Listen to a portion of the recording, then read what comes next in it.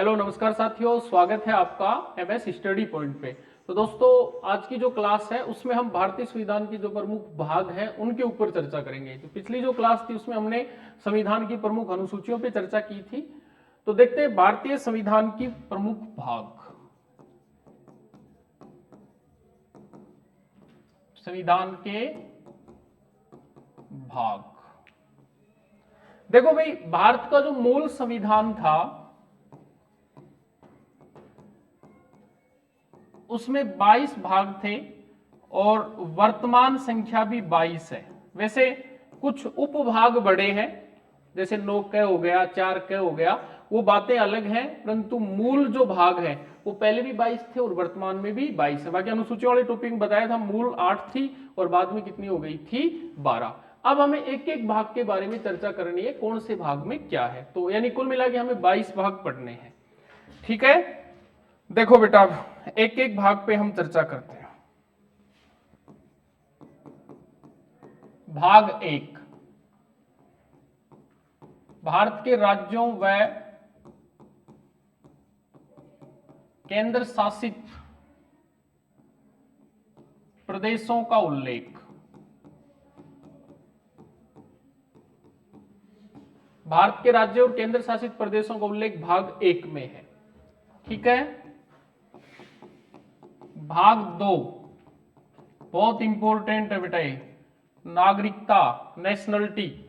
नागरिकता संविधान के भाग 2 में है और एक चीज का विशेष ध्यान रखना है, भारत में एकल नागरिकता को अपनाया गया है। एकल नागरिकता को अपनाया गया है। ठीक है, एकल या इकहरी नागरिकता है भारत में। इसका मतलब क्या हुआ, भारत संघ की अपनी एक नागरिकता है, यहां राज्यों की नागरिकता अलग से नहीं है। ठीक है, तो एकल नागरिकता को अपनाया गया है। भाग 2। भाग 3 पहले भी बता चुका हूं, दोबारा बता रहा हूं, मौलिक अधिकार। भाग 3 का उल्लेख भारतीय संविधान के अनुच्छेद 12 से 35 और मौलिक अधिकार। मौलिक अधिकार कहां से लिए, अमेरिका से लिए। भाग 4,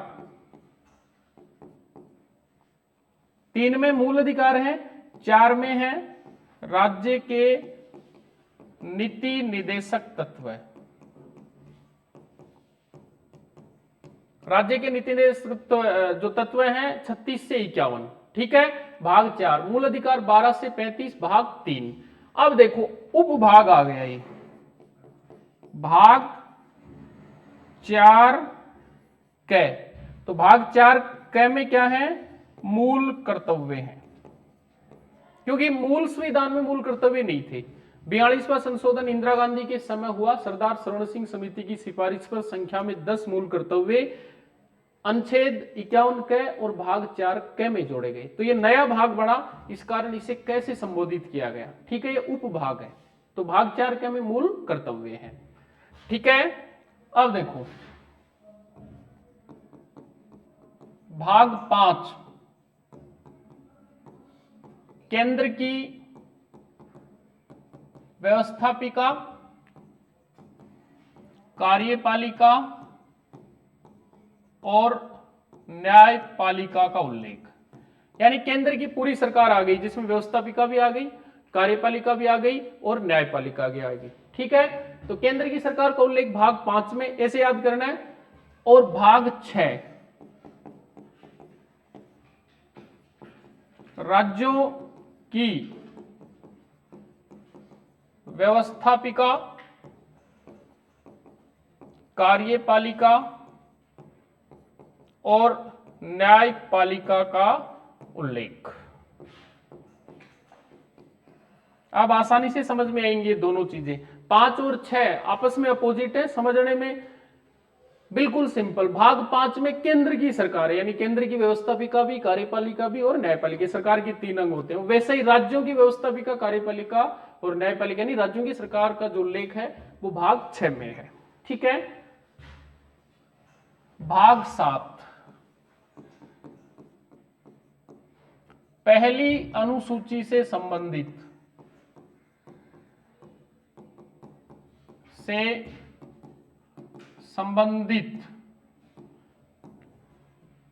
ख श्रेणी के राज्यों का उल्लेख, ख श्रेणी के राज्यों का उल्लेख। ये क्या मामला है वो सुनो। पहली अनुसूची में क्या था? भारत के राज्यों और केंद्र शासित प्रदेशों का उल्लेख। देखो भारत जब आजाद हुआ छोटी छोटी रियासतों में बटा हुआ था बेटा, ये आपको ध्यान रखना है, ठीक है। फिर क्या हुआ? एकीकरण हुआ। एकीकरण हुआ तो राज्यों की 4 श्रेणियां बनी, A B C D, A B C D, या फिर क ख ग और घ। तो ख श्रेणी बी श्रेणी के जो राज्य थे वो भाग 7 में शामिल किए गए। भाग 8 संघ राज्य क्षेत्र। ध्यान रखना है संघ और राज्य क्षेत्र को भाग 8 में परिभाषित किया गया है, तो 8 में लिखा है संघ राज्य क्षेत्र, ठीक है। भाग 9 पंचायतें, पढ़ा भी था 73वां संविधान संशोधन। और यहां उपभाग कई बार पूछ लें तो भाग 9 क नगर पालिकाएं, इसका मतलब शहरी या फिर नगरीय पंचायत राज का उल्लेख किसमें है? 9 क में है। पंचायतों का उल्लेख है किसमें है? भाग 9 में है। और संघ राज्य क्षेत्र किसमें है? भाग 8 में है, ठीक है। अब बात करते हैं आगे, भाग 10 एससी और एसटी क्षेत्र। एससी अनुसूचित जाति schedule caste, ST schedule tribe caste. अनुसूचित जाति और अनुसूचित जनजाति क्षेत्र का प्रावधान है या उल्लेख है वो भाग 10 में है, ठीक है। भाग 11 केंद्र राज्य संबंध। पहले भी बताया जब अनुसूचियां पढ़ी, केंद्र और राज्य संबंध, केंद्र की सरकार अलग, राज्यों की सरकार अलग, परंतु केंद्र और राज्यों में आपस में सामंजस्य बना रहे, इनके जो संबंध सौहार्दपूर्ण बने रहे, इस कारण 3 सूचियां बनाती गई, सब्जेक्ट अलग अलग डिवाइड कर दी गई, संघ सूची, राज्य सूची और समवर्ती सूची। तो मुख्य रूप से 11 में क्या है? केंद्र राज्य संबंध। भाग 12 व्यापार वाणिज्य, सॉरी भाग जो 12 है उसमें व्यापार वाणिज्य नहीं है, भाग 13 में है व्यापार वाणिज्य।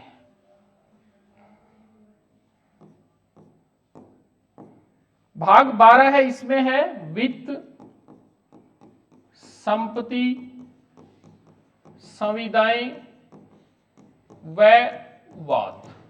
वित्त और संपत्ति को लेकर के जितनी संविदाएं हैं उनसे संबंधित वाद विवाद का उल्लेख किसमें है? भाग 12। और यहां आ जाएगा भाग 13 व्यापार वाणिज्य व समागम। व्यापार वाणिज्य और समागम, देखो भारत के राज्य क्षेत्र में व्यापार करना है, वाणिज्य करना है, मतलब क्या कह सकते हैं आप? व्यापार करना है, बिजनेस करना है एक वो, और एक समागम। समागम का अर्थ होता है बसना। आप भारत के राज्य क्षेत्र में कौन सी जगह बस सकते हो, कैसे बस सकते हो, ये सारी चीजें हैं।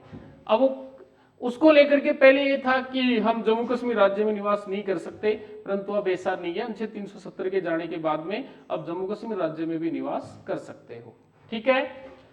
भाग 14 भाग 14 जो है उसमें लिखा है केंद्र के संबंध में विशेष उपबंध। कुछ अधिकार, कुछ विशेष शक्तियां केंद्र को दी गई है, उनका उल्लेख भाग 14 केंद्र के संबंध में विशेष उपबंध निर्धारित करता है। भाग 15 निर्वाचन, election commission of India, election commission of state, इसके 2 पार्ट होते हैं। केंद्रीय निर्वाचन आयोग जिसको बोलते हैं इलेक्शन कमीशन ऑफ इंडिया, ठीक है। दूसरा राज्य निर्वाचन आयोग। तो 15 में निर्वाचन का उल्लेख है। भाग 16 राज्यों के संबंध में विशेष उपबंध। 14 में केंद्र के संबंध में विशेष उपबंध था, 16 में राज्यों के संबंध में विशेष उपबंध था। इसमें क्या है, कई राज्यों को विशेष राज्यों का दर्जा दिया गया है, उनके डेवलपमेंट के हिसाब से, उनकी भौगोलिक परिस्थितियों को देख करके। कई राज्यों को बीमारू राज्यों की श्रेणी में शामिल किया गया है, जिनको केंद्र सरकार अलग से पैकेज देती है ताकि वो दूसरे राज्यों की श्रेणी में शामिल हो सके। भाग 17 राजभाषा। एक देश के राजकार्य की भाषा राजभाषा कहलाती है। उस देश का अधिकांश कार्य उस भाषा में, उसको राजभाषा बोलते हैं। हमारे यहाँ बात करें तो संसद की भाषा जो है वो हिंदी और अंग्रेजी दोनों है, क्योंकि संसद में हिंदी और अंग्रेजी दोनों भाषाओं में काम होता है। और न्यायपालिका की जो भाषा है वो अंग्रेजी है। न्यायपालिका केवल अंग्रेजी को ही स्वीकार करती है। भाग 18 इंपॉर्टेंट है, आपात उपबंध। भारत के राष्ट्रपति को विशेष शक्तियां दी गई हैं, आपातकालीन शक्तियों के नाम से जाना जाता है। 3 अनुच्छेद, अनुच्छेद 352, 356, 360। 352 राष्ट्रीय आपातकाल कहलाता है।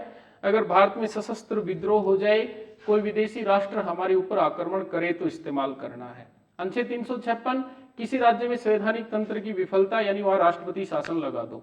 और अनुच्छेद 360 भारत में वित्तीय आपात की स्थिति आ गई है, आरबीआई सहित तमाम बैंक वित्तीय स्थिति से गुजर रहे हैं, जो मौद्रिक नीति है वो डाउन हो गई है और वित्तीय हालात खराब हो गए हैं, तो वित्तीय आपात की घोषणा अनुच्छेद 360 के तहत भारत का राष्ट्रपति कर सकता है।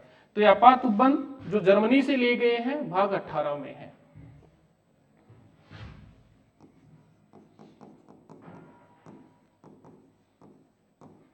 भाग 19 में है प्रकीर्ण। भाग 20 में है संविधान संशोधन। चूंकि वो पूरा हमने पढ़ा है। संविधान संशोधन भाग 20 अनुच्छेद 368 दक्षिण अफ्रीका से लिया गया है। संशोधन भारत का संसद करेगा और संशोधन करने के लिए भारतीय संविधान में 3 प्रकार की प्रणालियां शामिल की गई हैं। पहली प्रणाली संसद का साधारण बहुमत, दूसरी संसद का विशिष्ट बहुमत, तीसरी विशिष्ट बहुमत प्लस आधे राज्यों की स्वीकृति। ठीक है। भाग 21 अस्थायी संक्रमणकालीन विशेष उपबंध। ऐसे उपबंध जो विशेष तरीके के लिए, विशेष समय के लिए और अस्थायी तौर पर काम में लिए जाते हैं, उनका उल्लेख भाग 21 में है। भाग 22 प्रारंभ, प्राधिकृत व हिंदी के पाठ।